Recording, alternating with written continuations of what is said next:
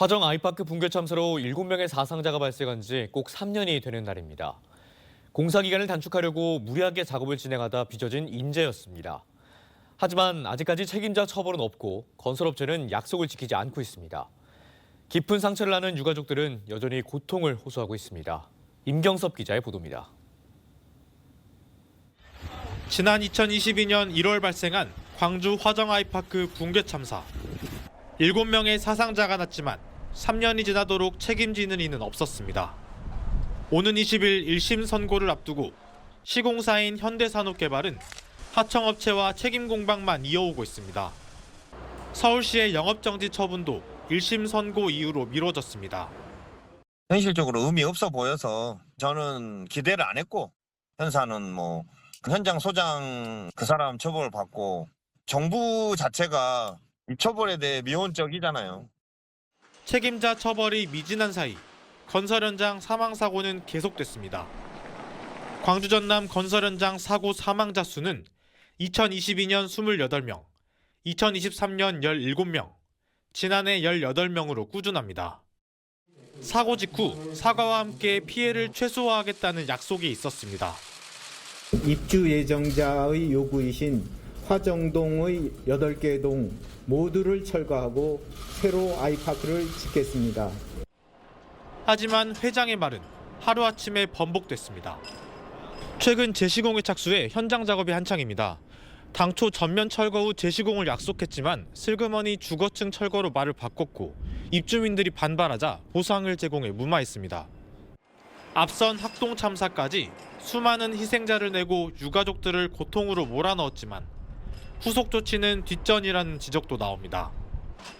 지금도 버스를 못 탑니다. 초등학생이 됐는데도 시내버스를 탈 수가 없고요.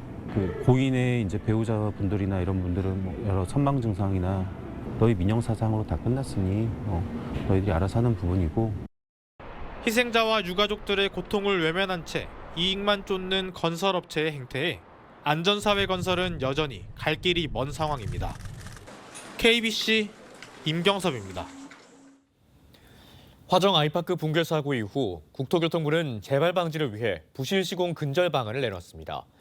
하지만 관련 법 개정은 참사가 난 지 3년이 다 되도록 방치되고 있고 일부 대책은 탁상 행정으로 결론나기도 했습니다. 조경원 기자의 보도입니다. 광주 화정 아이파크 붕괴 사고는 공사 기간을 단축하기 위해 무리하게 공사를 진행하다 발생했습니다. 정부는 재발을 막겠다며 부랴부랴 안전관리 감독을 강화하고 대책을 내놓았습니다. 적정한 공사 기간과 공사비를 사전에 검토해야 한다는 관련법 개정안도 포함됐지만 논란이 커지면서 국회에서 자동 폐기됐습니다. 그러는 사이 덤핑 공사가 더욱 늘어나는 등 위협은 더 커졌다고 입을 모았습니다. 표면적인 안전 조치만 강화되고 제한된 기간 안에 더 적은 공사 금액으로 공사를 진행하다 보면 더 큰 참사들이 발생할 수밖에 없는 게 건설 현장의 근본적인 현실인 것 같습니다. 정부가 함께 추진하겠다며 내놓은 19가지 과제는 상당수가 3년이 다 되도록 시행되지 않고 있습니다.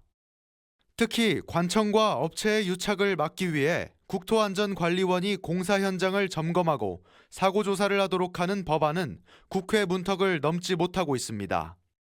불법 재하도급이나 외국인 노동자 대책에 대해선 언급조차 없었습니다. 그 대책들이 후속적으로 갖다 이루어지는 게 별로 없다는 거예요. 본인들이 좀 하기 쉬운 것들, 이런 것들 위주로 좀 많이 만들어져 있고, 그 뒤에 이면에 깔려 있는 이런 사고 요인들과 관련돼서는 별로 다루지고 있지 못하다. 광주시가 조례를 만들어 안전보건 지킴단을 운영하고 있지만 자격증 없는 인사가 포함돼 있어 전문성 논란을 키웠습니다. 또 전문성이 있는 공무원은 2명에 그쳐 업무의 연속성도 부족하다는 지적을 받고 있습니다. 참사 직후 나온 안전대책이 대부분 현실성이 낮거나 탁상 행정의 산물로 파악되면서 정부와 지자체가 비판을 사고 있습니다. KBC 조경원입니다. 화정 아이파크 붕괴 참사를 기리는 3주기 추모식이 엄수됐습니다. 추모식은 오늘 낮 3시쯤 광주 서구 화정동 아이파크 단지에서 희생자 유가족 등 70여 명이 참석한 가운데 희생자들을 기리는 묵념과 추모사 순으로 열렸습니다. 유족 대표는 사회적 참사가 재발하지 않도록 건설과 산업 현장의 안전을 강화해야 한다고 강조했습니다.